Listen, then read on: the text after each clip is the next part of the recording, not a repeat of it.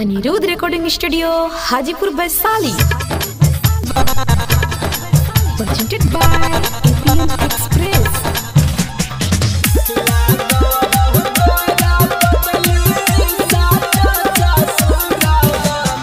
अजय दीवाना कदम चौक मलमल। चूड़ी बेच है जनुआ बन के चूड़ी हाराबा खोजही ने घरवा दुआराबा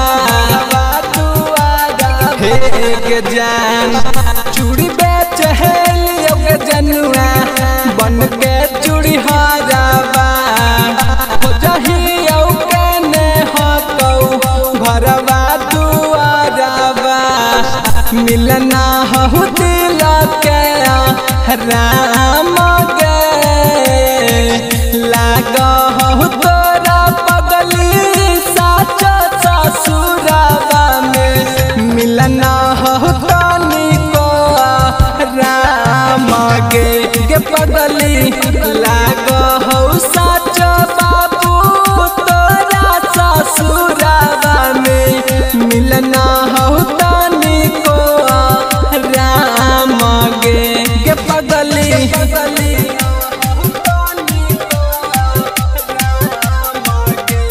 Presented by APM Express।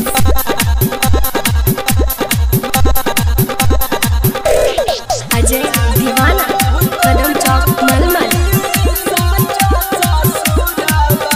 गे पगली भल बेवफाई कइने छोड़ के ससुरवा गइने तब हम करहियौ प्यार गे कोनो महजबूरी होइतौ बिछड़ल जरूरी होइतौ यही से ना भइनी मार गे दुख ले जनुआ राम गे धड़का हो दिलवा लागौ तोरा ससुरवा में मिलना हो तनिको राम गे पगली मिलना हो तनिको राम गे पगली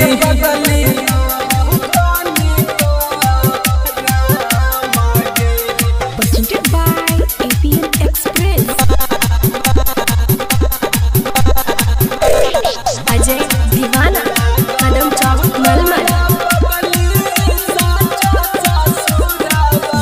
गे पगली राइटर नरेंद्र साहिल सिया हो पारे जावा गे देहलू ना तो हरा के दोस गे पहर मनी रलवा कहो जो के जाना खुश रही है दुआ हम मांगो भगवान से तोहरे लाहौल जनुआ बदना आम गे धड़का हो दिलवा लागौ तोरा ससुरवा में मिलना हो तनिको राम गे बाबू मिलना हो तनिको राम गे।